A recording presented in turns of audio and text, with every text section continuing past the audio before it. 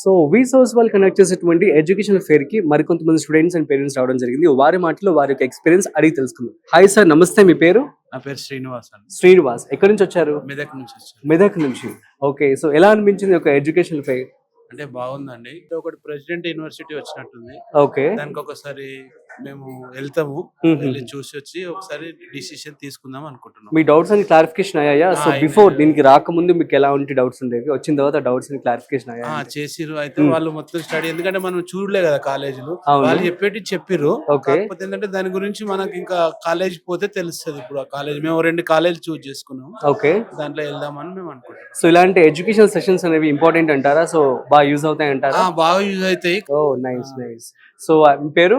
ఆశ్రయ Natarajan Karthik. Okay, Karthikeya. So ఎలా అనిపించింది ఒక ఎడ్యుకేషన్ ఫెయిర్?